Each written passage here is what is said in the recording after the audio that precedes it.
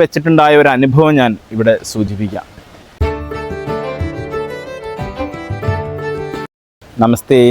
നമ്മളുടെ ഭഗവതിയുടെ പിറന്നാളാണ് ഈ വരുന്ന ഫെബ്രുവരി മാസം 26-ാം തീയതി. അതിവിപുലമായ രീതിയിലുള്ള എല്ലാ ക്രമീകരണങ്ങളും ഇവിടെ കമ്മിറ്റിയുടെ ഭാഗത്തുനിന്ന് ഒരുക്കിയിട്ടുണ്ട്. അന്നേക്ക് വരുന്ന ഭക്തജനങ്ങൾക്ക് പൊങ്കാല വയ്ക്കുവാനുള്ള കലവും വിറക്, അടുപ്പ് കൂട്ടാനുള്ള ഇഷ്ടിക, അരി, ശർക്കര ഇതെല്ലാം ഇവിടുന്ന് കൊടുക്കുന്നതായിരിക്കും. അതുകൊണ്ട് പൊങ്കാല വയ്ക്കുക എന്നുള്ള ഒരു കർമ്മം നമ്മൾ ഓരോരുത്തരും നിർവഹിക്കുക. ഒരു കാലഘട്ടത്തിൽ ഇവിടെ ധാരാളം ഭക്തർ പൂരസമയത്ത് ഭഗവതിക്ക് തിരുവോർത്ത് വയ്ക്കുക എന്ന് പറയുന്നൊരു സമ്പ്രദായം ഉണ്ടായിരുന്നു. അത് നിന്നു പോയിട്ടുണ്ട്. വളരെ കുറച്ച് പേര് മാത്രമേ ഇപ്പോൾ ചെയ്യാറുള്ളൂ. ഈ പ്രാവശ്യത്തെ പൊങ്കാലയിൽ നമ്മൾ ഓരോരുത്തരും പങ്കെടുക്കുക.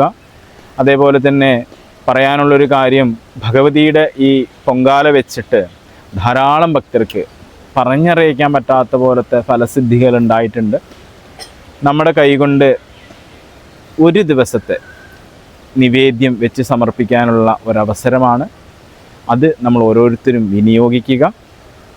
ഭഗവതിയുടെ അനുഗ്രഹവും നമ്മളെല്ലാവരും ഏറ്റുവാങ്ങുക എന്നുള്ളതാണ് എനിക്ക് പറയാനുള്ള ഏറ്റവും പ്രധാനപ്പെട്ടുള്ളൊരു കാര്യം. നമുക്ക് ഈ പ്രാവശ്യം നമ്മൾ ഈ ഗ്രൗണ്ട് മുഴുവനും നമുക്ക് പൊങ്കാല അടുപ്പ് വെച്ച് അതിൽ കലം വെച്ച് നമുക്ക് പായസം വയ്ക്കാൻ സാധിക്കണം എന്നുള്ളതാണ്.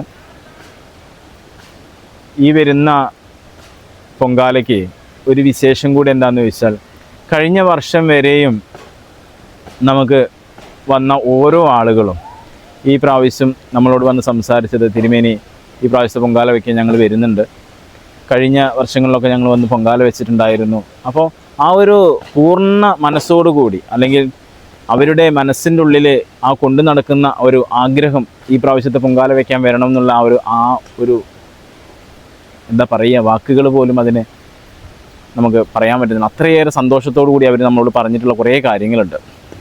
അതിൽ പൊങ്കാല വെച്ചിട്ടുണ്ടായ ഒരു അനുഭവം ഞാൻ ഇവിടെ സൂചിപ്പിക്കാം. പൊങ്കാല വയ്ക്കുന്ന സമയത്ത് ഉണ്ടായ ഒരു അനുഭവം, കഴിഞ്ഞ കുറച്ച് വർഷങ്ങൾക്ക് മുമ്പ് നമ്മളുടെ ഈ ഗ്രൗണ്ടിൽ നിറയെ അടുപ്പുകൾ കൂട്ടി പൊങ്കാല വയ്ക്കുന്ന സമയത്ത് ഒരു അടുപ്പ് മാത്രം നിവേദ്യം വെച്ചതിൻ്റെ അരി കുറച്ച് കുറഞ്ഞു പോയി. അതെങ്ങനെയാണ് കുറഞ്ഞു പോയതെന്ന് വെച്ചാൽ, ഒരമ്മയും മോളും മാത്രം താമസിക്കുന്ന വീട്ടിൽ ഒരമ്മ വന്ന് ഇവിടെ പൊങ്കാല വയ്ക്കുകയാണ്. നമുക്ക് ഇവിടുന്ന് കൊടുക്കുക എന്ന് പറയുന്നത് നാഴി അരിയാണ്. നാഴി അരിയും അതിനുള്ള സാധനങ്ങളുമാണ് കൊടുക്കുക. അപ്പോൾ ആ അമ്മ പൊങ്കാല വയ്ക്കുന്ന സമയത്ത് അതിൻ്റെ പകുതി അരിയെ വെച്ചുള്ളൂ. അപ്പോൾ അതെങ്ങനെയാണെന്ന് വെച്ചാൽ, ആ അരി വെച്ചത് അവർ രണ്ടാമത് വെക്കേണ്ട ഒരു അവസ്ഥ വരുന്നതുണ്ടായി. അതെങ്ങനെയാണെന്ന് ചോദിച്ചാൽ, ഇവിടെ ആ സമയത്ത് ഒരു കാറ്റടിച്ചു. ആ കാറ്റടിക്കുന്ന സമയത്ത് പൊടിപടലങ്ങളെല്ലാം പാറി ഈ അമ്മയുടെ കലത്തിൽ വീഴുകയും അത് കോരിക്കളയുന്നൊരവസ്ഥ ഉണ്ടായി. അങ്ങനെ നമ്മളിവിടെ അടുത്തുള്ള ഏട്ടനാണ്, നമ്മളെ കമ്മിറ്റിയിൽപ്പെട്ടിട്ടുള്ള രവിയേട്ടൻ, ഇത് കണ്ടുകൊണ്ട് നിൽക്കുകയും രവിയേട്ടൻ വേഗം ചെന്നിട്ട്, എന്താ അമ്മ വേണ്ടത്, എന്ത് പറ്റി എന്ന് ചോദിച്ചു. അപ്പോൾ ഒന്നുമില്ല മോനെ, കുറച്ച് പൊടി വീണതാണ് എന്ന് പറഞ്ഞു. എന്നാൽ ശരി, ഞാൻ വേറെ അരി എടുത്തുകൊണ്ട് തരാം എന്ന് പറഞ്ഞു. അപ്പോൾ വേണ്ട, എൻ്റെ കയ്യിൽ അരി ഉണ്ട് എന്ന് പറഞ്ഞു. അപ്പോൾ രവിയേട്ടൻ ചോദിക്കുകയാണ്, അപ്പോൾ അരി വേറെ കൊണ്ടുവന്നിട്ടുണ്ടായിരുന്നു എന്ന് ചോദിച്ചു. ഇല്ല, വേറെ അരി കൊണ്ടുവന്നിട്ടൊന്നുമില്ല, ഞാൻ തന്ന അരിയിൽ പകുതി മാത്രമേ വെച്ചുള്ളൂ എന്ന് പറഞ്ഞു. അപ്പോൾ ഇത് കേൾക്കുമ്പോൾ ഇതിന് ചുറ്റിനും നിന്ന ആളുകളൊക്കെ ഒരു നിമിഷം സ്തംഭിച്ച് നിന്നുപോയി. കാരണം ആ ഒരു സത്യം എത്രയാണ്, ആ ഭഗവതിക്ക് നിവേദ്യത്തിൻ്റെ പ്രാധാന്യം എത്രയാണെന്ന് അവിടെ ആ ഒരു നിമിഷം എല്ലാവരും ഒന്ന് ചിന്തിച്ചു പോയി എന്നുള്ളതാണ്. അങ്ങനെ ആ രണ്ടാമത് അത് വെക്കുന്നൊരവസ്ഥ ഉണ്ടായി. അപ്പോൾ ഒരടുപ്പിൽ കുറേ അടുപ്പുകൾ കത്തിക്കുന്നതിൽ ഒരടുപ്പിൽ കുറഞ്ഞ നിവേദ്യം രണ്ടാമത് വെക്കേണ്ട ഒരു സാഹചര്യം ഉണ്ടായി എന്ന് പറയുമ്പോൾ തന്നെ നമുക്കറിയാമല്ലോ എത്രമാത്രം ആ നിവേദ്യത്തിൻ്റെ പ്രാധാന്യം എന്നുള്ളത്. അപ്പോൾ ഒരു കാലഘട്ടത്തിൽ ഞാൻ നേരത്തെ പറഞ്ഞ പോലെ തന്നെ ധാരാളം ഭക്തർ ഇവിടെ പുഴയിൽ വന്നിട്ട്, പുഴയുടെ ഓരത്തിൽ വന്നിട്ട് പൂരം ദിവസം വന്ന് പായസവും അപ്പവും ഒക്കെ വെക്കുന്നൊരു സമ്പ്രദായം ഉണ്ടായിരുന്നു. ഇന്നത് കുറഞ്ഞു പോയി എന്ന് പറഞ്ഞതാണ്. അപ്പോൾ അത് കുറഞ്ഞു പോയതിൻ്റെ എത്രമാത്രം അതിനുള്ള പരിഭവം ഭഗവതിക്ക് ഉണ്ടാകും എന്നുള്ളത് സൂചിപ്പിക്കാൻ വേണ്ടിയിട്ട് ഞാൻ ഈ ഒരു കാര്യം പറഞ്ഞു എന്നേ ഉള്ളൂ. ആ അമ്മയെ താഴ്ത്തി കെട്ടാനോ അല്ലെങ്കിൽ ആ അമ്മ ചെയ്തത് മോശമാണെന്നോ ഒന്നും പറയാനല്ല. ആ അമ്മ ചെയ്തത് മോശമൊന്നും അല്ല. കാരണം എന്താണെന്ന് ചോദിച്ചാൽ, ആ അമ്മയുടെ ഉള്ളിലുണ്ടായ കാര്യത്രേ ഉള്ളൂ. ഞാനും മോളും മാത്രമേ ഉള്ളൂ ഈ പായസമൊക്കെ വെച്ചിട്ട് കൊണ്ടുപോയിട്ട് കഴിക്കാൻ പറ്റാതെ കളയണ്ടേ എന്നുള്ള ഒരു കാര്യം കൊണ്ട് മാത്രം അമ്മ കുറച്ച് വെച്ചതാണ്. അല്ലാതെ അവിടെ അറിഞ്ഞുകൊണ്ട് ചെയ്തിട്ടുള്ളൊരു കാര്യമൊന്നുമല്ല. നമ്മൾ അറിയാതെ ചെയ്തു പോയ കാര്യത്തിന് പോലും ഇത്രയും പ്രാധാന്യമുണ്ടെങ്കിൽ നമ്മൾ അറിഞ്ഞുകൊണ്ട് ചെയ്യുന്ന കാര്യം. അതേപോലെ തന്നെ പറയുകയാണെങ്കിൽ ഈ പ്രാവശ്യം നമ്മളോട് വന്ന് പറഞ്ഞതിൽ ഒരു പൊങ്കാല വയ്ക്കുന്നൊരു കാര്യത്തിൽ കഴിഞ്ഞ ദിവസം കൂടി ആ വ്യക്തി വന്ന് പറഞ്ഞു നമ്മളോട്, അവരുടെ കുടുംബം വന്ന് പറയുന്നുണ്ടായിരുന്നു. കഴിഞ്ഞതിൻ്റെ മുമ്പിലത്തെ വർഷമാണ് ഈ ഒരു സംഭവം നടക്കുന്നത്. എന്താണെന്ന് ചോദിച്ചാൽ, ഒരു അമ്മ നടക്കിൽ നിന്ന് കരയുക, വലിയ സങ്കടത്തിൽ കരയുക. അപ്പോൾ അമ്മയോട് ചോദിക്കുകയാണ്, എന്തിനാ അമ്മ ഇത്ര സങ്കടപ്പെടണേന്ന് ചോദിച്ചപ്പോൾ ആ അമ്മ പറഞ്ഞു, മകനെ കൊണ്ട് ഇത്രയും നാളും വലിയ സങ്കടങ്ങളായിരുന്നു. എന്താ ആ സങ്കടം എന്ന് ചോദിച്ചാൽ, മകൻ എന്നും മദ്യപിച്ചിട്ട് വന്നിട്ട് വിഷമത്തിലാണ്, അതുകൊണ്ട് സമാധാനം എന്ന് പറയുന്നത് ഇല്ല എന്ന് പറയുമ്പോൾ ഞാൻ പറഞ്ഞു, ആ അമ്മയോട് പറഞ്ഞു, അമ്മ സങ്കടപ്പെടണ്ട, തമ്പുരാട്ടി അതിനൊരു പരിഹാരം ആകും, ഇവിടെ വന്ന് അമ്മയോട് പ്രാർത്ഥിച്ചാൽ മതി. ആ അമ്മയോട് തിരിച്ച് ഞാനൊരു ചോദ്യം ചോദിക്കുകയാണ്. എന്താ ചോദിച്ചതെന്ന് വെച്ചാൽ, തമ്പുരാട്ടിക്ക് ഈ പ്രാവശ്യത്തെ പൊങ്കാലയ്ക്ക് അമ്മയ്ക്ക് 11 വീട്ടുകാരെ വിളിച്ചു കൊണ്ടുവന്ന് പൊങ്കാല വയ്ക്കുവാൻ പറ്റുമോ എന്നാ ചോദിച്ചത്.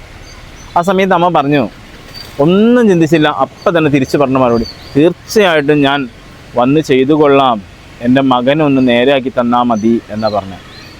ആ അമ്മയുടെ ഉള്ളിലുണ്ടായിരുന്ന സങ്കടം അത്രത്തോളം ഉണ്ടായിരുന്നു. ആ സമയത്ത് പറഞ്ഞു, തീർച്ചയായിട്ടും അത് സംഭവിക്കും. ഇന്നേക്ക് 7ാമത്തെ ദിവസം അമ്മയുടെ മകൻ മദ്യപാനം നിർത്തുമെന്ന് പറഞ്ഞു. അങ്ങനെ 7ാമത്തെ ദിവസം തന്നെ ആ മകൻ ജോലി സ്ഥലത്തു നിന്ന് വന്നു. ജോലി സ്ഥലത്ത് നിന്ന് വരുന്ന സമയത്ത് മദ്യപിക്കാതെയാണ് വന്നത്. അപ്പോൾ അമ്മ ഭയങ്കര ഒരു ആശ്ചര്യം പോലെ, ഭയങ്കര ഒരു അത്ഭുതം പോലെ അമ്മയ്ക്ക് തോന്നി. കാരണം ഇതുവരെ വരുന്ന സമയത്തെല്ലാം മകൻ കഴിച്ചിട്ടാണ് വരിക. വീട്ടിൽ വന്നു കഴിഞ്ഞാൽ എപ്പോഴും വഴക്കും കാര്യങ്ങളും. അന്ന് ദിവസം കഴിക്കാണ്ട് വന്നു. അപ്പോൾ ആ അമ്മ മകനോട് പറഞ്ഞു, നാളെ രാവിലെ നമുക്ക് പോത്തോഴിക്കാവിൽ പോകണം എന്ന് പറയുകയാണ്. അങ്ങനെ പോത്തോഴിക്കാവിലേക്ക് കൊണ്ടുപോകാമെന്ന് മകൻ സമ്മതിച്ചു. രാവിലെ ഇവിടെ വന്നു, കാവിൽ വന്നു, ഇവിടെ റോട്ടിൽ വണ്ടിയൊക്കെ നിർത്തി ആ അമ്മയും അവരുടെ ഭാര്യയും ഒക്കെ വന്ന് ഇവിടെ വന്ന് പ്രദക്ഷിണമൊക്കെ ചെയ്ത് മുട്ടറക്കാനൊക്കെ വെച്ചു. ആ സമയത്ത് അമ്മ എന്നോട് ഈ സന്തോഷത്തോടു കൂടി പറഞ്ഞു, മകൻ ഇന്നലെ വന്നു, കഴിച്ചിട്ടൊന്നുമില്ല, സന്തോഷമുണ്ട് തിരുമേനി, ഞാൻ ഈ പ്രാവശ്യം പൊങ്കാല വെച്ച് കൊള്ളാമെന്നൊക്കെ പറഞ്ഞു.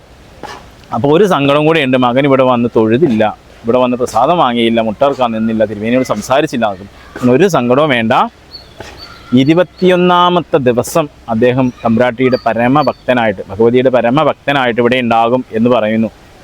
അങ്ങനെ 20ാമത്തെ ദിവസം ഭാര്യയോട് അദ്ദേഹം പറയുകയാണ്, നാളെ രാവിലെ നമുക്ക് പോത്തോഴിക്കാവിലൊന്ന് പോകണം. എന്താ എന്ന് ചോദിച്ചു ഭാര്യ.